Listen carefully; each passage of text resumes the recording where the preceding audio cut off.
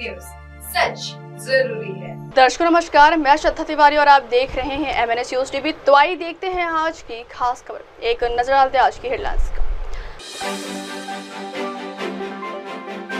सबूत नहीं मिले तो क्या करेगी सीबीआई, बोले डीजीपी गुप्तेश्वर पांडे। पहले सुप्रीम कोर्ट ने जारी किया वीडियो, अब दिखे 5-500 के चले और इससे विवाद पर आरएसएस ने खुलकर रखी अपनी बात। तो आइए देखते हैं खबरें विस्तार से।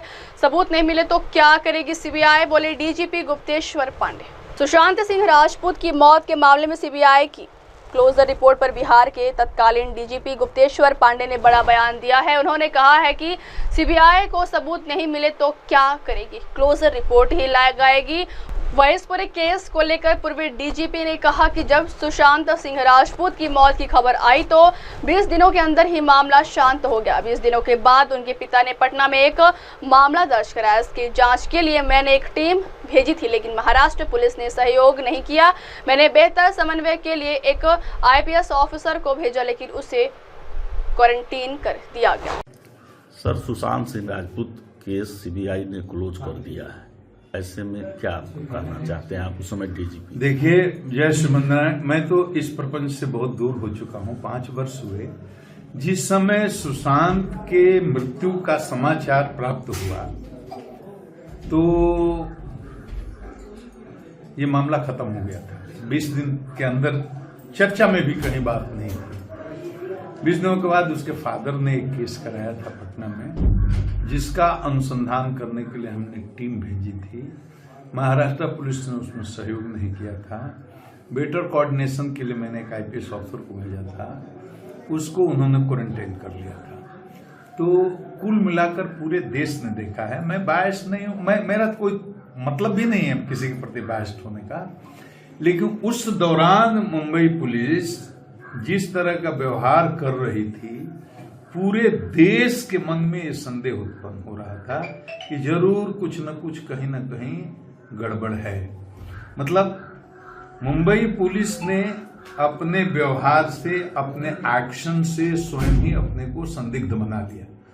पूरे देश की नजर थी और जानते ही पूरे देश में जोर शोर से सुशांत की इस मृत्यु का मामला, संदिग्ध मृत्यु का मामला उठा।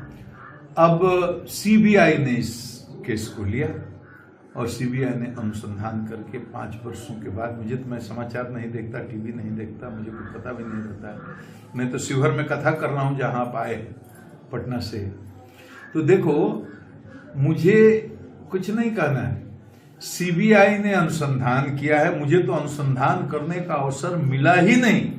मेरी टीम गई, 5 दिन के बाद भगा दिया गया। एक अधिकारी को भेजा, उसको 10 दिन क्वारंटीन करके रखा गया। तो मेरी बिहार पुलिस की टीम को तो इन्वेस्टिगेशन करने का अवसर मिला ही नहीं।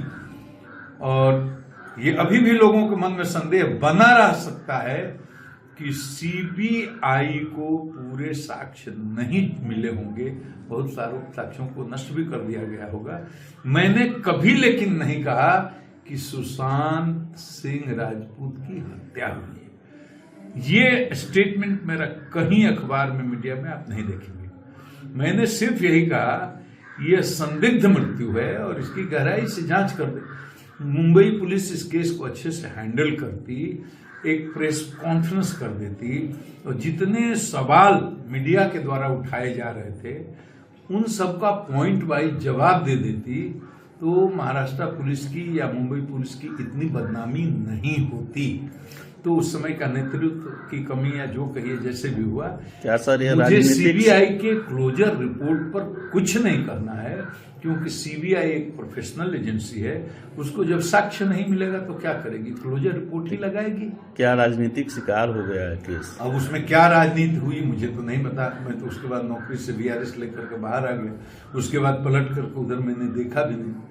तो ये उसके बारे में मेरी कोई टिप्पणी नहीं है, बस इतना ही मेरा कहना। अगली खबर। पहले सुप्रीम कोर्ट ने जारी किया वीडियो, अब दिखे 500 के जले नोट। दिल्ली हाई कोर्ट के जज रहे जस्टिस वर्मा के घर पिछले दिनों लगी भले ही बुझ गई हो पर इसकी लपटें आज भी उठ रही है। ऐसा इसलिए क्योंकि आग लगने और बुझने के बाद पहले सुप्रीम कोर्ट ने कथित पैसों से भरे कमरे का वीडियो जारी किया, तो वही अब जस्टिस वर्मा के घर के बाहर से जले हुए नोट बरामद हुए हैं। रविवार सुबह सफाई के लिए पहुंचे एनडीएमसी के सफाई कर्मचारी को तुगलक रोड की सफाई करने के दौरान जस्टिस वर्मा के घर के बाहर 20 से 25 जले हुए 500 का नोट पड़े मिले।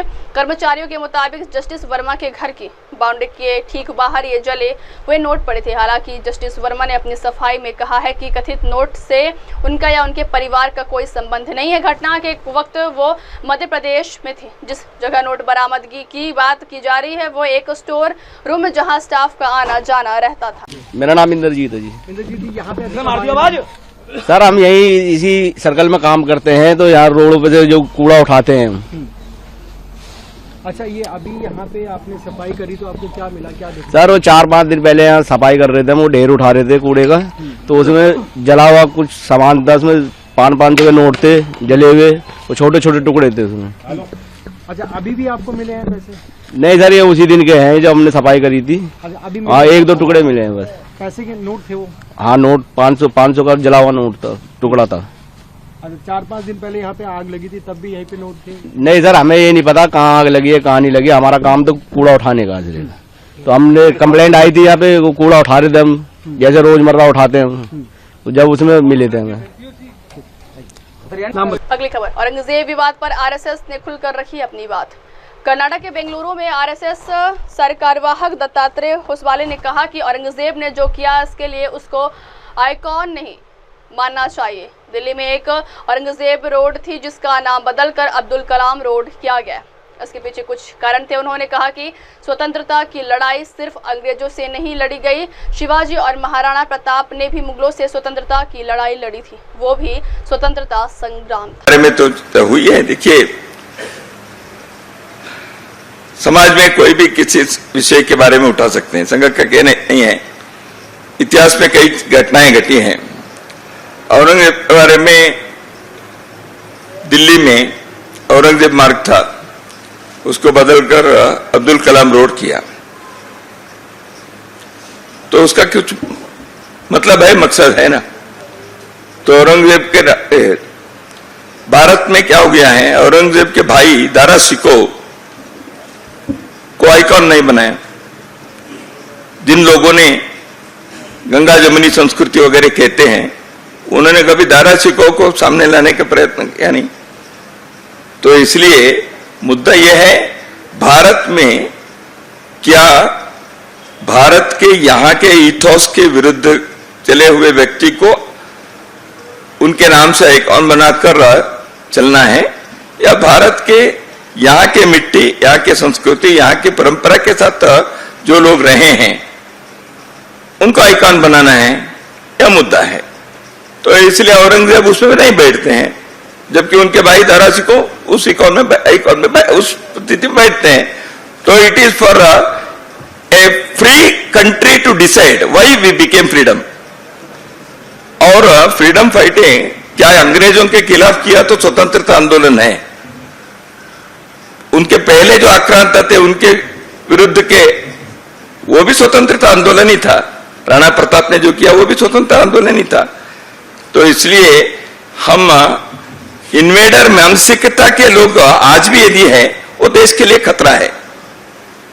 तो किसके साथ अपने देश के इतिहास को जोड़ना है, वो होना चाहिए। विदेशी स्वदेशी के नहीं है, रिलीजन की बात नहीं है। निवेदिता यहां आती है, इस यहां वो क्रिश्चियन भी होंगी, यहाँ के इतिहास के साथ जुड़ गई। दारा शिकोह के बाद मैंने कहा, तो ये अपने को सोचना चाहिए। दिस इज राष्ट्रीय Swayamsevak Sangh form view which is the view of this land. अब वक्त हो चला दर्शकों ब्रेक का। ब्रेक से लौटने के बाद देखिएगा देश और दुनिया की तमाम बड़ी खबरें। बने रहिए MNS न्यूज टीवी पर। नमस्कार। आप देख रहे हैं MNS न्यूज, सच जरूरी।